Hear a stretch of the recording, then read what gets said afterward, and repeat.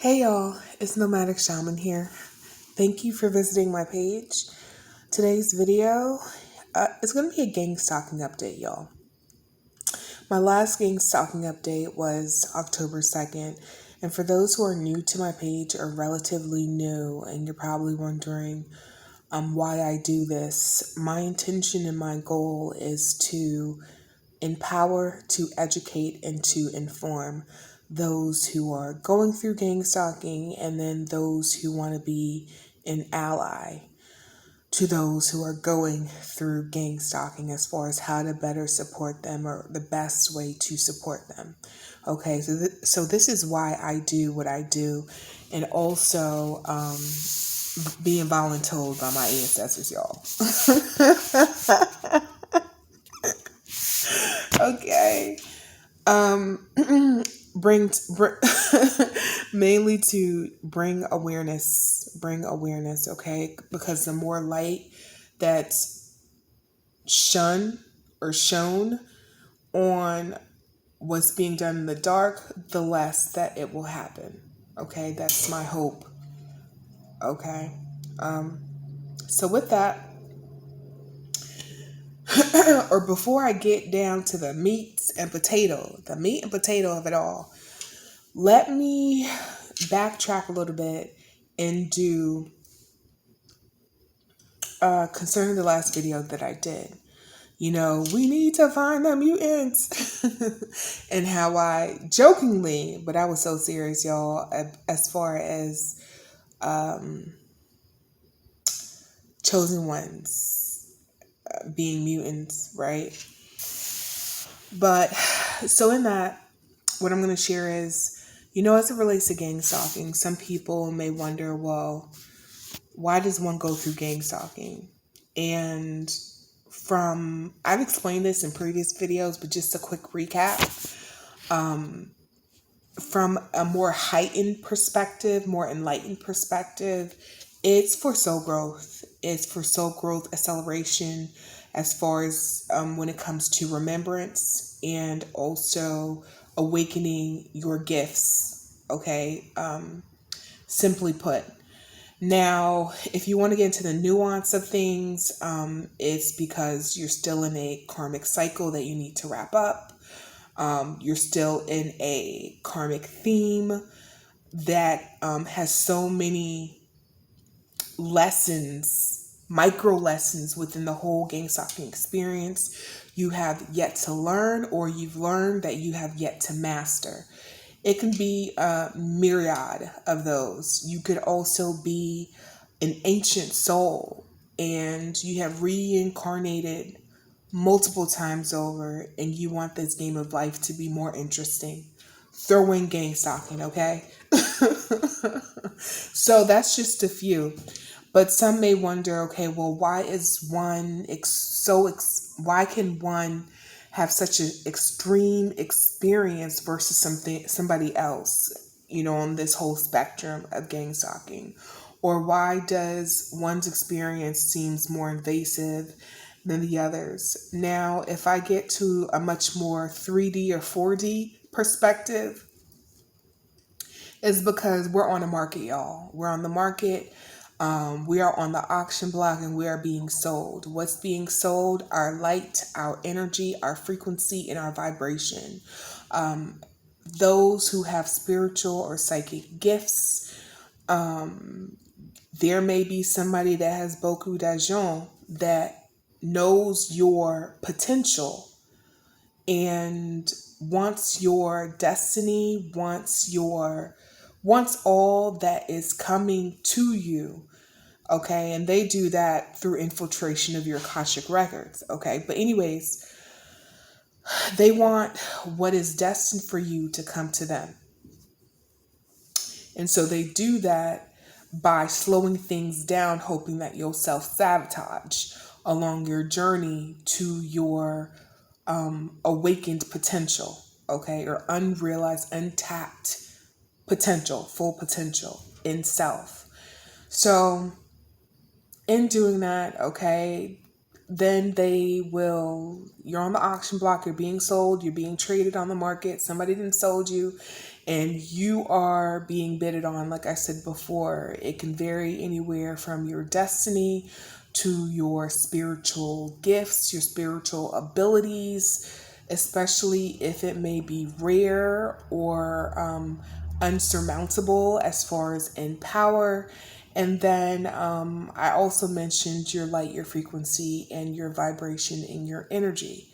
Okay. Or you can also be a very rare soul where there's not that many of you, meaning you that has that rare genetic makeup that makes you, that there's not many of your types on this planet. Okay. So then you become, I don't want to say an antique, but a rare find. Okay. And you may be thinking, what the hell is, I'm just here lifing, like, like, nah, but in actuality, you are a big deal in the spiritual world, okay? Regardless of what you see directly in front of you in the physical, or what you've realized, or what you've manifested in the physical reality. Like spiritually, you a big dog, all right? This is why they come harder for some folks versus others. Okay, so I wanted to put that out there. The What's the other part that I want to mention? Okay. So I mentioned about the bidding, I mentioned about auction block, and I mentioned as far as the more excessive and invasive, they want to trigger you to so that they can harness, harvest, and siphon your energy by way of sadness, trauma, anger, just to name a few. Okay, tears, just to name a few. And they do that throughout the whole Gangstalking experience. Okay, the last part, if I didn't say that, is or maybe I did, so I'm not going to dwell too much on it. I'm already at 7 minutes here. This is going longer than what I expected. So let me see if I can quickly go through some of the things that has been going on since I last provided you an update. So as of November 17th, your girl has not received any type of legal paperwork from the courts. I'm talking about court summons to come in to testify, nothing of the sort. Okay, and that is where we are. That is where I stand, November 17th of 2025. The next point that I wanted to make was the reader Pat, Divinely Guided Tarot. I have been trying to reach out to you via phone, via emails, maybe on 2 or 3 different occasions. I even left a voicemail. So I'm doing this video because I understand, with both of us being as heavily gangstalked that we are, it may not be able to land, okay, due to a lot of intervention that's going on. But the one thing that I was inspired to do, was to do my own background check. And I'm actually glad that I did that. I actually attempted one once before, and the paperwork didn't make it to my mailbox because it was stolen. So this one I did digitally, and y'all, I was floored by the amount of court cases, bankruptcy court cases that came up in my background report alone. Crazy. Okay, which is good for me because it's confirmation that everything that I've experienced, I personally have physical, tangible proof that, I'm not seeing things. Okay. So that's one thing. Now, the other part that I wanted to mention was, Pat, I want to share with you that the same folks that are gangstalking me are the same folks that are gangstalking you. Okay. But the difference is we have different, coven leaders. That's the difference. Now, the coven leaders, though, happen to be sisters. Now, your coven leader is or was based in California. And Spirit is telling me that they have since moved from California and now reside in Virginia. Okay. And you've picked up on her energy before. So, Scorpio, nurse, nursing home, and offing old people in old folks' home, okay, as a way to gain life insurance policy, okay. That is what she does. That is her that is what she does. Meanwhile, the one who the cult leader of mine, if you ever thought, is even more diabolical. Okay, I'll just leave that there. But anyhow, I do have names. We'll have to figure out something for me to get that information to you if need be. Okay. Now, moving on, right? So let me get down to my notes. We're at 10 minutes, 59 seconds. Let's get down to my notes. The one interesting thing before I read down, you know, one interesting thing is, at my particular job, for those that do not know, I do work a 9 to 5 and I have my business. Okay. Now, one interesting thing is Spirit told me that I would be tested. And I said, in what way? And they told me that they were going to allow somebody who was part of the coven of one of the groups that were coming against me and doing spell work on me to interview for an open position at the job that I happened to work with or for. There was a position that opened up actually specifically in my department. Spirit informed me that they were doing spell work to glamorize, to get in to that position, okay? Now, Spirit told me that it would be a test, and Spirit informed me that the person coming in would be my assignment, that I would be as much of a test for her as she a test for me, okay, to see whether or not if her integrity is intact, if she would take the bait, take the money, and do things to come against me. It would test her integrity. Well, she failed, okay. My test was forgiveness. My test, as it relates to her, my test was to